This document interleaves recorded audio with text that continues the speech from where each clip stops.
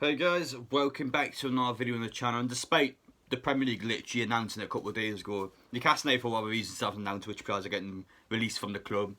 And since I kind of made a separate video on Andy Carroll, I thought I'll show respect and come back and obviously announce the other ones that are leaving. But I don't understand it from the club though, because a lot of these players have had long spells at the club, and the fact that we are late again to sort of announce, like, listen, thank you for your services. That's all you had to say, just thank you for your services.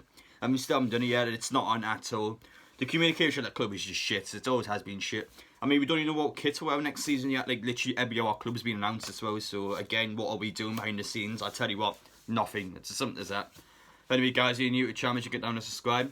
Smash like if you enjoy. Appreciate the support as always. And, yeah, there's quite a few, obviously, quite a few youth players in this list. And I'll be honest, I know absolutely nothing about the youth system.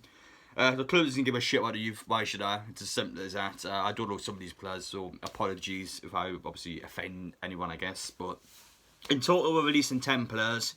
3 from the main squad and 7 from the youth team. So we'll go for the youth players first, and obviously we'll go to the big boys afterwards. But Owen Bailey, he's the first one to get released. I can't remember which player it was, but I know for a fact there was one in the on Twitter that everyone was pissed off with releasing. So, again, sorry, I don't know which one it is, but yeah, whichever one it is, and obviously let you know your opinions down below. But yeah, in terms of this one, though, again, Owen Bailey's the first one. Luke Franchilet, I know he's a centre half. He's the second one to go. Lucas Gamble, I think it is Gambling maybe. I don't know. He's the third one to get released. George Rousefeld, the fourth one. Carroll Scott and it is Olivia Walker, I think it is. So again, I know nothing about these players. Of course, one that I was a bit disappointed with actually was Florian Indegello. I remember last season I bigged him up after watching his trial. Of course, he came out literally in the Newcastle trial, scored probably one of the best bicycle kicks I've ever seen. He had a really good session, and for whatever reason just hasn't turned up when he actually got the contract. Maybe it's a sign of laziness, but listen, you might be a mate of Sir Maximin, but I think you're an enemy of this club now, pal. So yeah, best luck wherever you go. But I don't know. I thought he would have done something. I thought he would have found his way in the youth team, but really he was his bench one most of the time, wasn't he? And yeah, he never really lived up to his name. But anyway, though, thank you all the youth players. Sorry, I don't know much about you, but best luck wherever you go in your futures. But in terms of youth teams, it's quite normal. You know, every single youth team always gets rid of players throughout the years. It's just how it goes. But I think Newcastle's youth team does a bad job scouting players. I think we need to be actually getting good players in, because we just continue to release every single season, which is normal. But I think we release way too many players sometimes. So what I will say is just listen, know who you're scouting. That's what I'm going to say. But anyway, though, enough about that. Let's get to the big ones now. Of course, first one, Henry Sivert. This one was obviously coming. 5 years at the club, 30 grand a week. Fucking wish it wasn't 30 grand a week, but he's had it. And yeah, he's still 11. Let's be honest.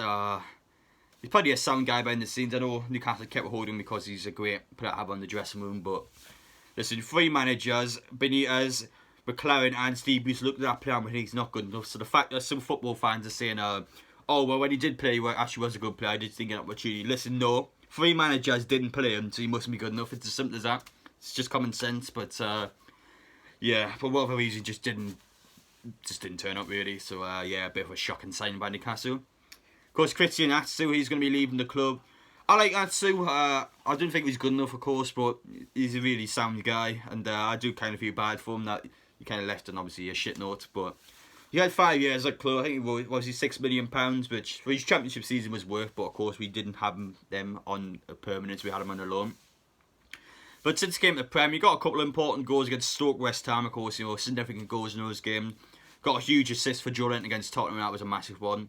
And he scored a goal against Liverpool, which didn't really matter in the end. But yeah, listen, he was obviously not good enough, but yeah, I mean, he could have been worse. I think he did have some good moments for the club, so best luck at Atsu, mate. Keep smiling, that's what I will say, because he is an absolute legend. But of course, I discussed this last video, big Andy Carroll. Now, I called him a legend in that video. People said that Andy Carroll's not a legend. Listen, he scored 29 goals in our first season in the Championship. That was the first time we were relegated in 20 years. If we didn't go up the first season in that Championship, yeah, who knows what could happen to our club. So, listen, 29 goals in that season was class. And not only that, of course, came up to the Premier League, scored, 11, 12 goals before he got sold. And not only that, he is our most expensive player we have sought in our club history. You can't not call him a legend. He is literally the most expensive player we've sought in our club history. Andy Carroll, £35 million in deadline day at Liverpool, of course. But there's some people being harsh. You know, Andy Carroll had some very good moments for the club. He scored a hat-trick against Aston Villa. I mean, this guy is a legend. Everyone was gassed when he first came back to the club all the way back in 2019 now, I think it was. So, yeah, of course, when he came back, pretty disappointing. First season back, I don't think he was awful. You know, he did offer something to the team, got quite a few assists, but really, though, you expect Andy Carroll to get a couple of goals on the score sheet at least, and he just didn't do that at all. So, yeah, bit of a shit show, and definitely a couple of years too late, in my opinion. But anyway, that's the return list there, the official return list. Newcastle United still haven't announced it yet, so I thought I could make my own video on it. But listen, thank you all the players, though. Obviously, it hasn't worked out. Best luck wherever you go, but appreciate your effort, appreciate your commitment. And yeah, hopefully in the future, things go well for you. But anyway, guys, thank you for watching. Take care, and yes, I'll see you on the next one.